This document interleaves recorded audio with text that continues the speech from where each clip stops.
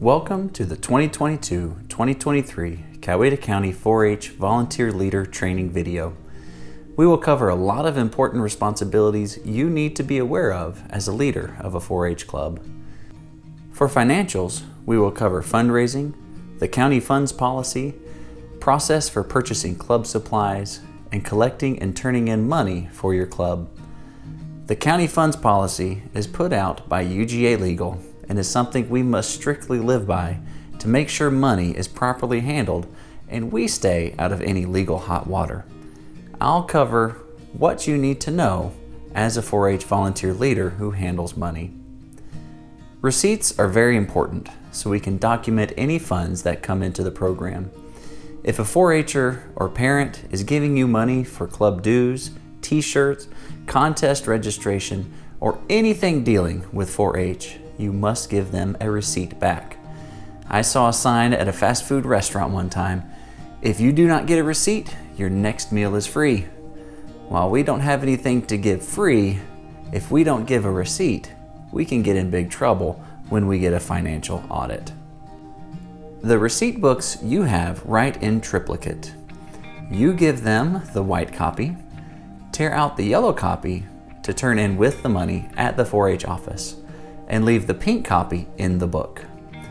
The receipt also serves to protect you as the 4-H leader.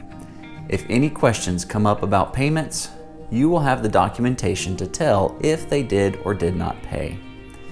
Make sure to include all the necessary lines, dates, who the payment is from, what the payment is for, the amount, if the payment was cash or check with the check number, and who the payment was taken by need to be included. Also, be sure to break down details on the receipt about what the payment is for. This way, Laura can allocate the funds to the right line item. Details like team shirt order, competition registration fee, or activity fees are important details. If the payment covers multiple things like a team t-shirt and team fee, make sure it's broken down that way. For clubs that do not deal with a lot of money, or for any fundraisers, a deposit voucher needs to be filled out. This is another layer of accountability. For example, running the food booth, we are not able to write a receipt for every transaction. At the end of the day, two unrelated people need to both count the money and write down the detailed deposit amount. And deposit sheet and the money are turned into the office to be rechecked. Never turn in money without a receipt or deposit voucher. Turn in money as soon as possible, but no later than 5 days after you receive it. This lessens the chance of something getting thrown in the wash or misplaced. I would not want to be responsible for someone else's money for any longer than I had to. Get it to the extension office as soon as possible.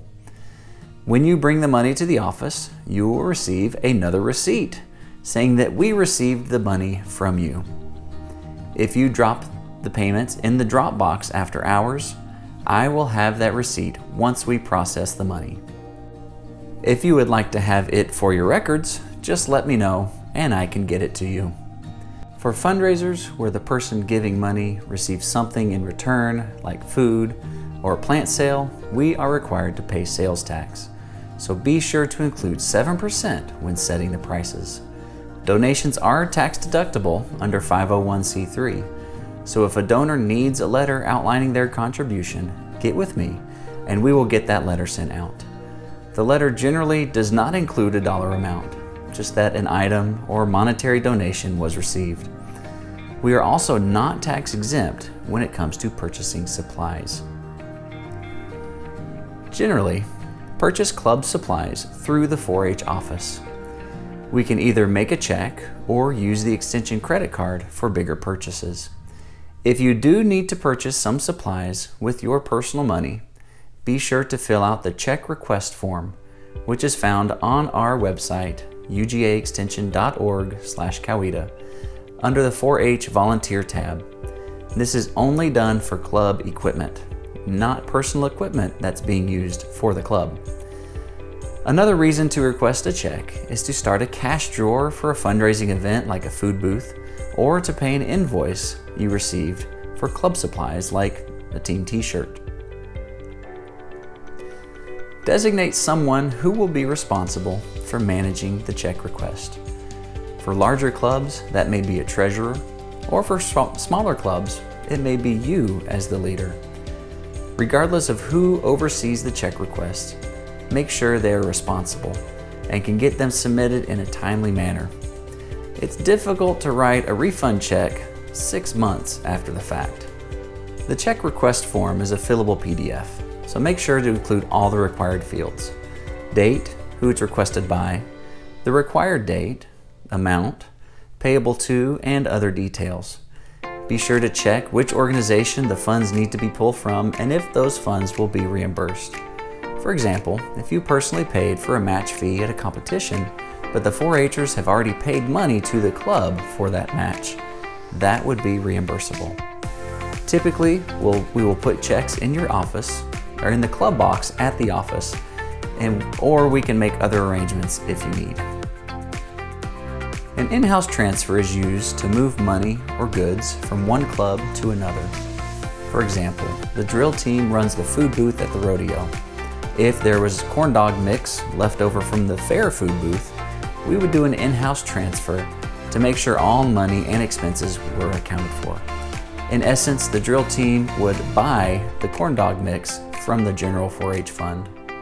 You should receive a monthly club financial report from Laura. It includes a cover page, detailed profit and loss, and any bank deposit copies if you've had any. Here are some important things to highlight. If a person or business would like to donate to your club, you may advise them that we are a 501c3 nonprofit organization and their donation is tax deductible.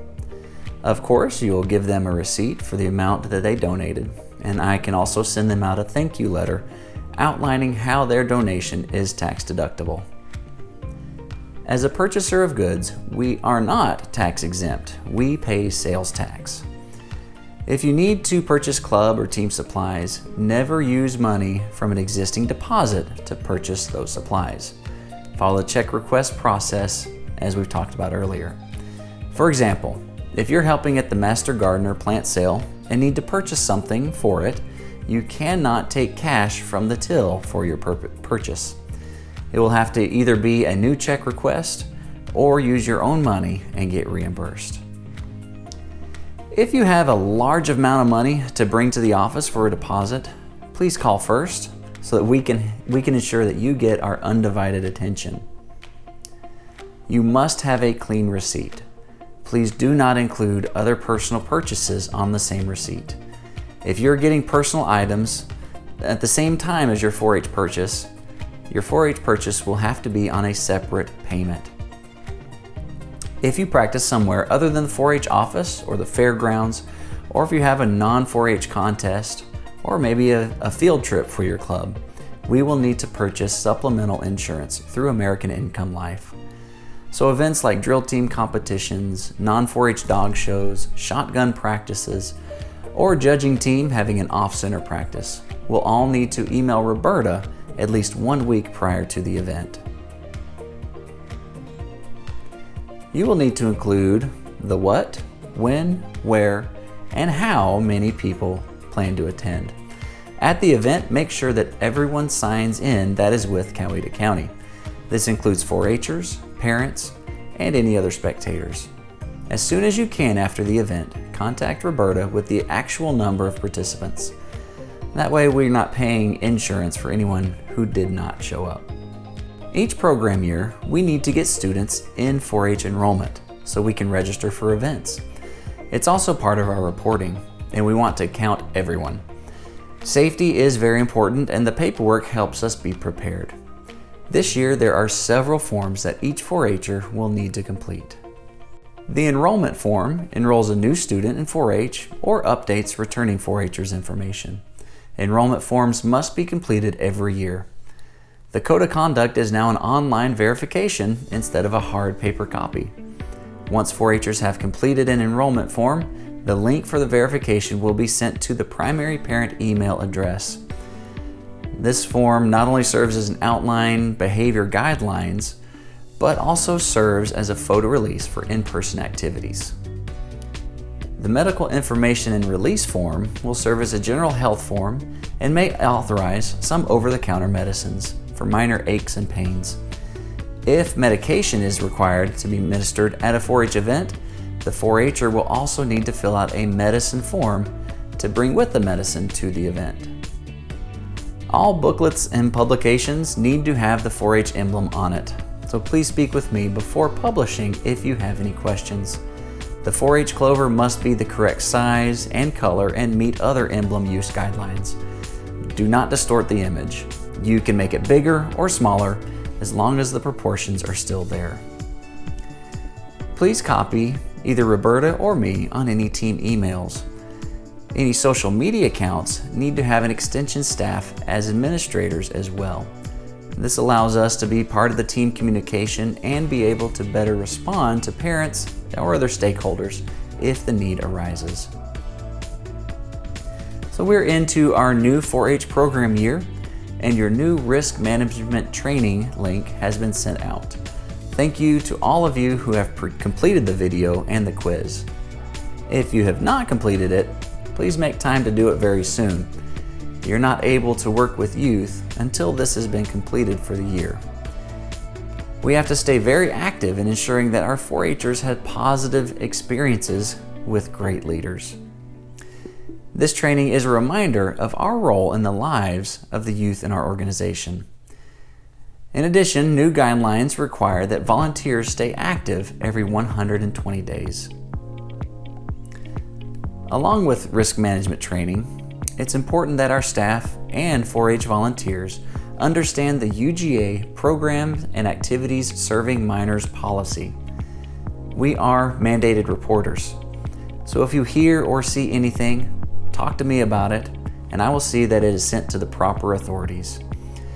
Also, we serve everyone in our community, so therefore we need to make sure all reasonable effort is put into serving everyone.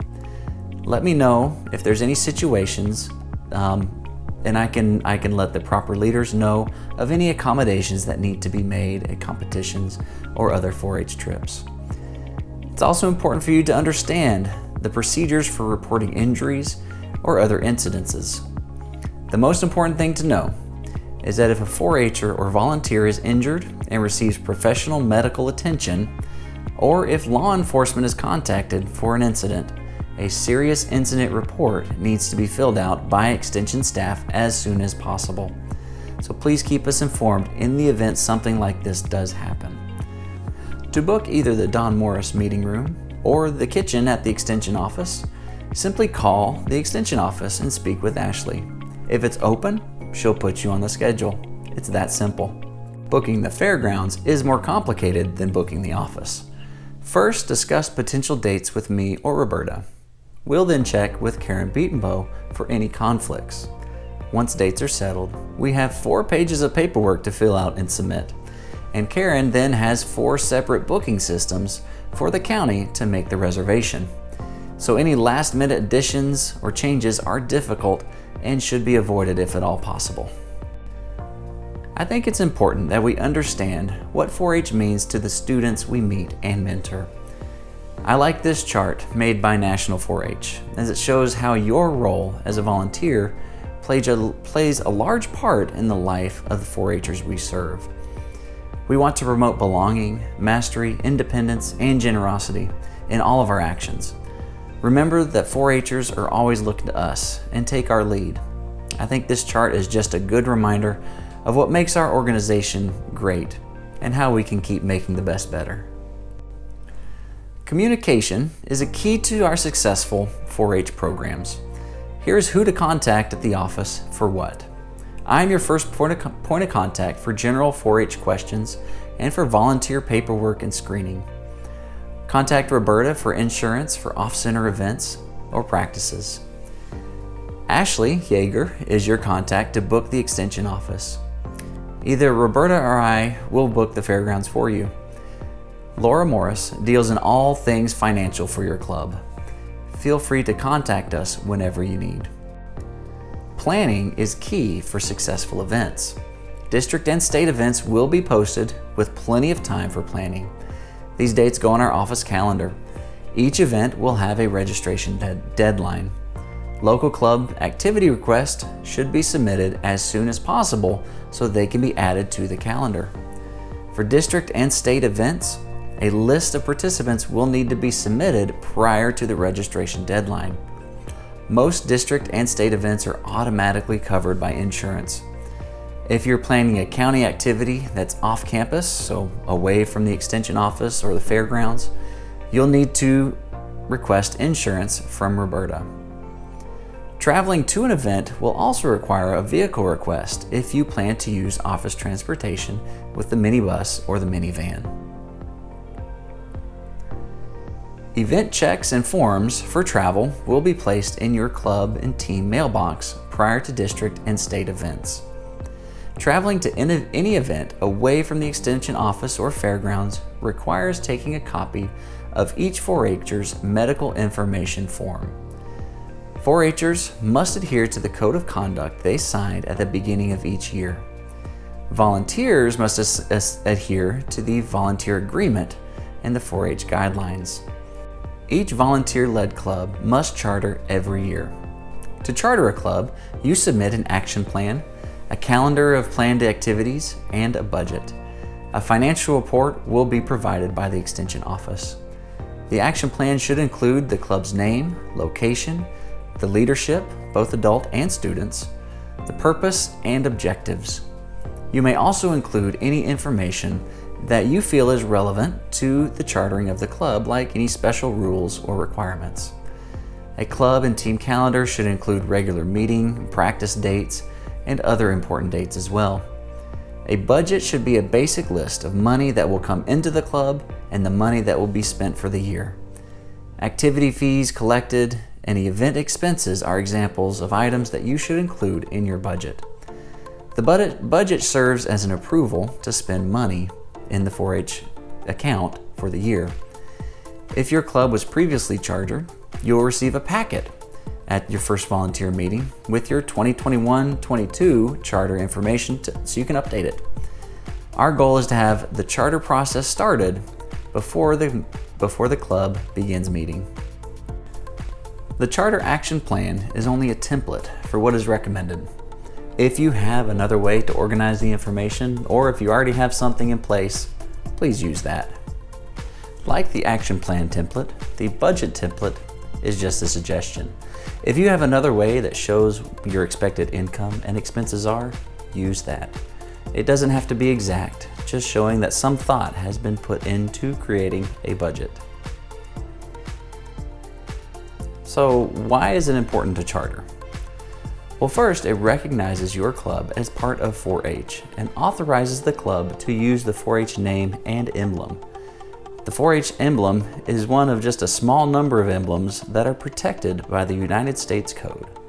Other emblems include the Presidential Seal and the Red Cross.